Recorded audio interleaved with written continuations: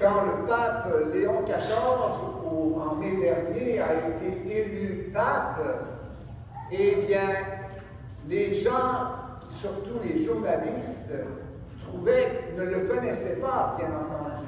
C'était un inconnu. Et alors, les journalistes se sont empressés d'aller voir des sources pour pouvoir connaître qui était ce fameux Léon XIV.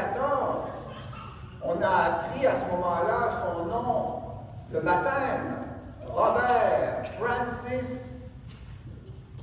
Qu'est-ce que c'est son nom de famille? Prévost, exactement, parce qu'il y a une ascendance française. Alors, on a essayé de voir un peu ses parents, ses grands-parents, toute sa famille, connaître un peu son milieu de vie, son enfance, etc. Pourquoi? Eh bien, pour que nous puissions mieux le connaître. Et en même temps, à travers ces événements qui entourent sa vie, eh bien, ça nous permettait de mieux le connaître. Et c'est un petit peu la même chose qui se passe dans l'Évangile d'aujourd'hui. Jésus qui vient naître à Bethléem est un grand inconnu par tout le monde, en fait.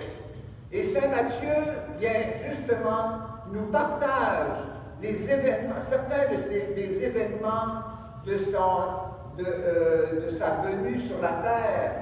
Aujourd'hui, eh bien, il centre notre attention sur Saint Joseph, qui lui aussi avait à participer à cette naissance. Mais on sait d'une manière très complexe ou très difficile à comprendre. D'ailleurs, Saint Joseph ne comprenait pas tellement ce qu'il faisait là.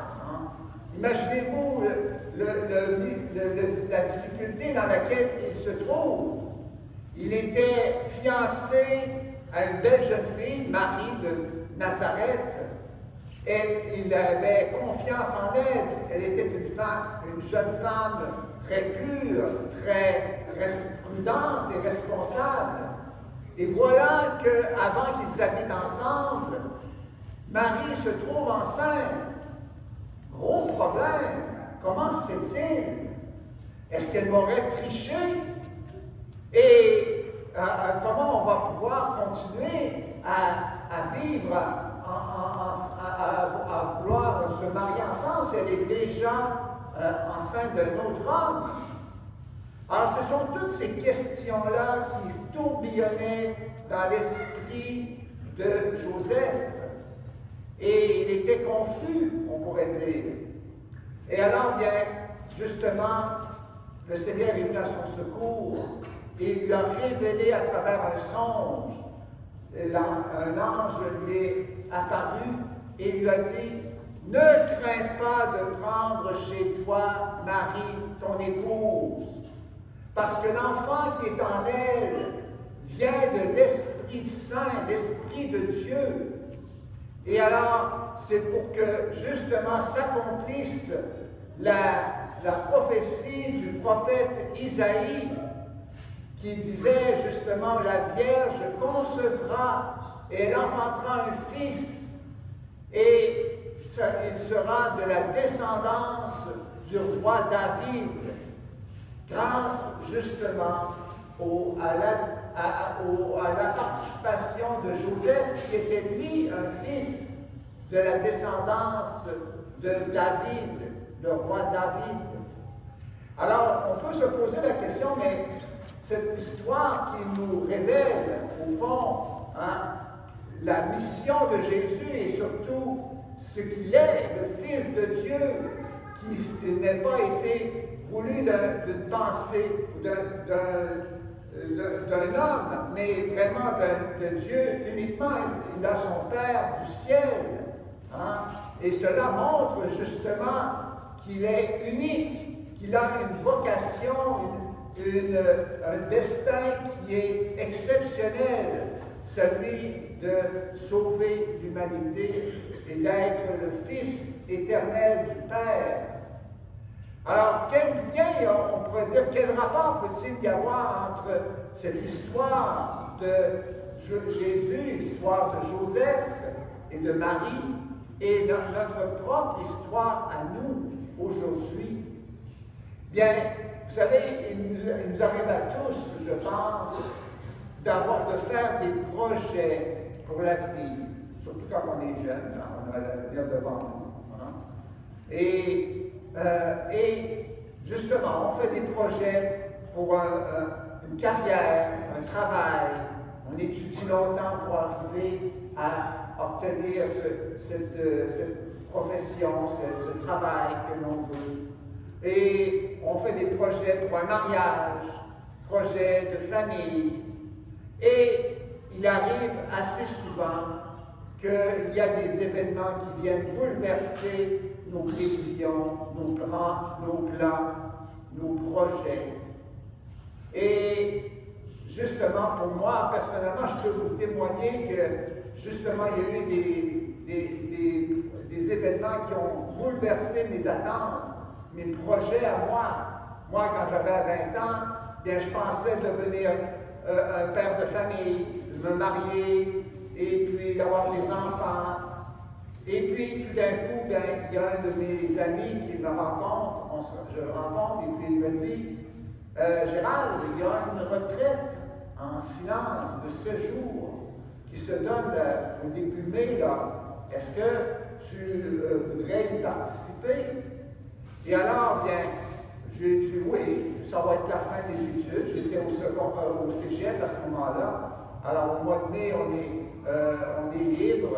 Alors, je pourrais y aller.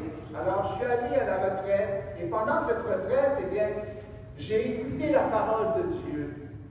Et ça a eu un effet en moi, ça m'a touché de manière que j'ai entendu une petite voix intérieure à moi, dans mon cœur. Pas dans mes oreilles, mais dans mon cœur spirituel. Là, je sentais que le Seigneur m'appelait à devenir prêtre. Et alors, ben, tout de suite, j'ai dit non, c'est pas pour moi ça. Hein, je ne suis pas capable de devenir prêtre, c'est pas dans mes plans, c'est pas dans mes projets. Et alors, cette petite voix ne s'est pas éteinte au moment où je lui ai dit non, c'est pas pour moi. Ça a continué de résonner en moi. Et après la retraite, pendant 9 mois d'affilée, à tous les jours, même si j'essayais de l'écarter, de la noyer dans mes autres préoccupations, ça revenait continuellement. Et jusqu'au jour où je suis allé, je ne sais pas, en semaine, je suis allé à la messe. Et quand je suis retourné à la maison, j'y allais à pied, eh bien, là, j'ai eu comme une illumination. J'ai eu la grâce de dire oui au Seigneur. Et ça a été un déclenchement de joie profonde, parce que ça a été vraiment comme si, je disais non, c'était comme un barrage hein, que j'avais fait, et puis là, le flot de la grâce m'a envahi, m'a donné une joie ineffable. Et je réfléchissais à ce cheminement de la parole de Dieu en moi, et je me suis rendu compte que pourquoi je disais non à Dieu? Eh bien, tout simplement parce que je ne me sentais pas à la hauteur, je ne me sentais pas capable. Hein? Je suis timide et puis je n'ai pas l'aisance de parler à un groupe. Même à l'école, moi, je fuyais les présentations en classe parce que je n'étais pas à l'aise de parler devant un groupe de personnes. Alors, je ne peux pas être prêtre parce qu'un prêtre, ça parle au monde. Alors, mais tout ça, là, c'est comment j'ai pu le surmonter, ces obstacles qui étaient réels. Ce n'était pas des inventions que je faisais, que j'avais. C'était, en fait, par la parole que le Seigneur nous donne dans l'Évangile aujourd'hui, pour décrire qui est Jésus. Qui est Jésus? c'est l'Emmanuel, Dieu avec nous. Et j'ai cru à cette parole-là. Si le Seigneur m'appelle à devenir son prêtre, eh bien, il va être avec moi. Et si Dieu est avec moi, si Jésus est avec moi, eh bien, je pourrai surmonter toutes les difficultés qui pourront surgir durant ma vie de prêtre. Et je pourrai rester fidèle en autant que je garde la parole de Dieu dans mon cœur et que j'essaie, comme Saint Joseph, de la mettre en pratique, de la faire, de la réaliser. Parce que c'est ça la condition pour pouvoir faire l'œuvre de Dieu. C'est croire que Dieu nous aime et qu'il va nous donner tout ce dont on a besoin pour pouvoir réaliser sa volonté et qu'il nous dit dans sa parole.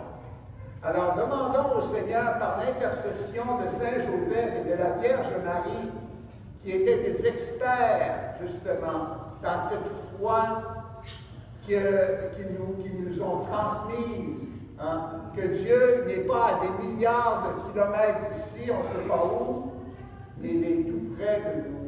Il est avec nous pour nous sauver. Amen.